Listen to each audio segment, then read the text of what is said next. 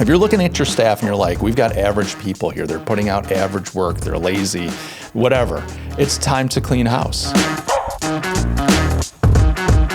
Today we're going to talk about how you can take advantage of AI for your marketing. We're sitting here at the beginning of 2024.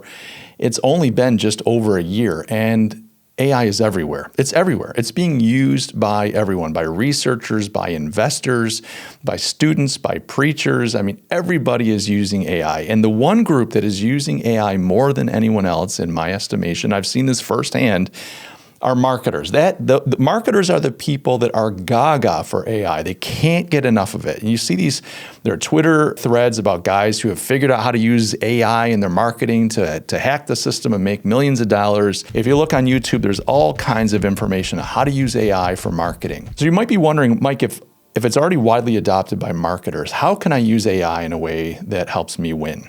And here's the thing. The secret in all of this is wrapped up in how AI works. And because it's widespread, because so many marketers and so many people are using AI right now, it provides an opportunity. If you look at marketers, and we're going to talk about how AI works in just a second, but if you look at marketers, I mean, they're using AI for everything.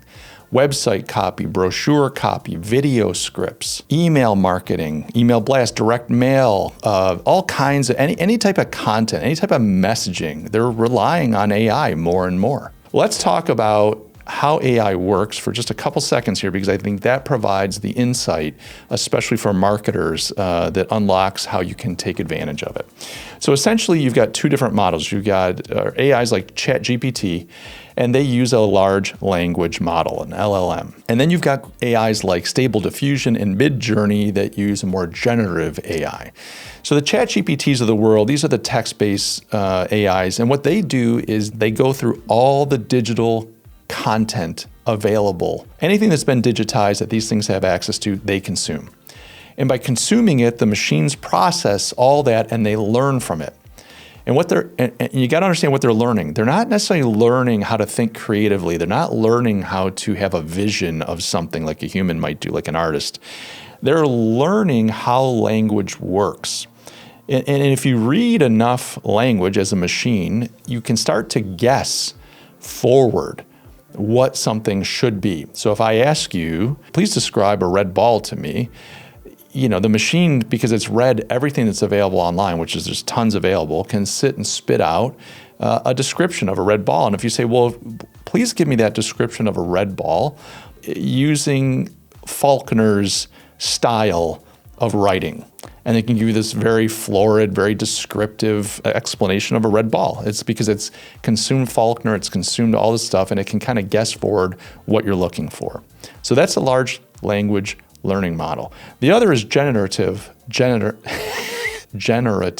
Wow, why is that so hard? The next model is generative AI, and that is typically found with your art AIs. Stable Diffusion, Midjourney. These AIs consume all the art that's out there, all the digital images, photos, etc., and then it's able to construct images on demand. You can give it a request, and it'll take everything that it's consumed and categorized and understood, and it'll take parts of all that to build, almost like a Lego set. It'll build this convincing piece of artwork, if you will. And so when you look at this, one thing that you understand if you think about these two models is that these AIs are really an average of everything that's out there. Now, I understand they can do kind of creative things, almost like parlor tricks, and I'm not poo-pooing AI, but essentially they are creating an average of everything that they've consumed. They look backwards into the past of all of the content created, and they make averages of all that to bring forward something that we think is new. And it's quite impressive. But when you look at marketing, average is deadly. Average is deadly. Average does not increase sales. Average does not make you stand out.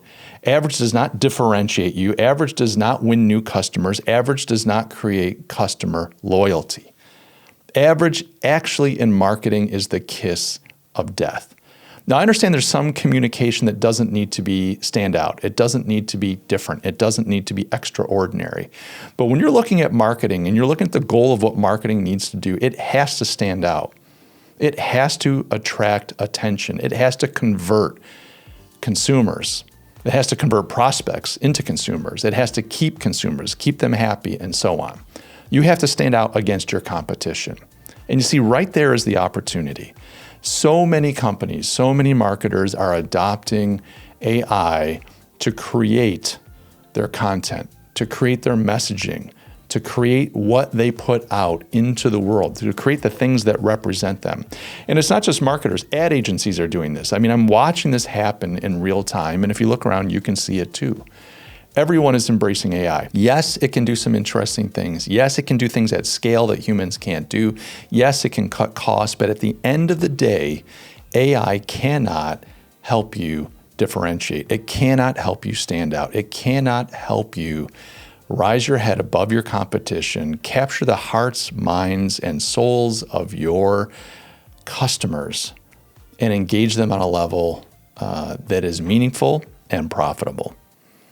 So the opportunity for you really is to bring your best human work to the table, to bring your best human creativity, your best human thinking, your best human problem solving, your insights, your vision, your passions. When you bring those things to the table, these are things that AI can't have. It's a machine. At the end of the day, it is not a human being. It does not have lived experience. It does not have a history and context. It does not have physical interaction with the world that we live in. It hasn't loved. It hasn't felt pain. It hasn't felt a sense of loss. It hasn't felt the joy of bringing a new life into the world. It hasn't experienced any of these things, nothing that you and I as human beings have experienced. And while marketers all over the world get excited and Twitter-pated about AI and how they can use it for their marketing, the opportunity for you, if you want to stand out, if you want to win, is to bring your human experience to your brand, to your messaging, to your marketing.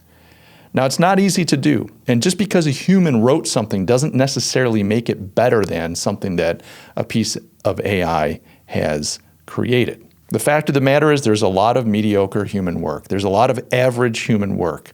But the opportunity for you, if you're a CMO, if you're a business owner, if you're someone working at marketing at any level, is to find ways to bring your best work to the table. If you're looking at your staff and you're like, we've got average people here, they're putting out average work, they're lazy, whatever, it's time to clean house. I'm sorry, it's time to clean house. You need the best, the creative, the most thoughtful, the most skilled and talented writers, thinkers, videographers, content creators, marketers that you can find, that you can afford. Now, I get it. Not everybody can afford Hemingway on their staff. I don't know if Hemingway ever did ad copy, but we can't all afford David Ogilvy, let's say. But you've got to look for the best that you can get. You've got to invest in your people, and you have to get your people convinced that this is an opportunity. At some point, marketers are going to figure this out. Companies are going to figure out that AI is not the pathway to riches. They're going to figure out that AI is not necessarily the pathway to differentiating and winning in the competitive landscape that most companies operate in.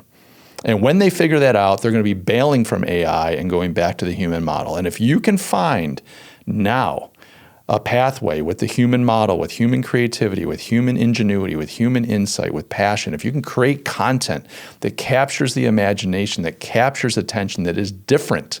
It is not the sum total of everything that was created before, but it's different, it's unique, it's strategic, it's creative. If you can do that now, you will have a head start. You'll be way ahead of the pack. And as the pack realizes that, we've over committed to AI, and it's not working for us, as they realize that, you'll be way ahead. I hope this is helpful for you. If you have thoughts on this, please leave a comment down below. If you agree, if you disagree. I know this is a hot button topic, and I'd love to argue with you in the comments. So do me a favor, leave a comment, pro or con. Let me know what you think, and talk to me about how you and your people are leveraging AI, or you're deciding not to use it in your marketing. Guys, thanks for watching. Love each and every one of you. I will catch you all in the next video. Cheers.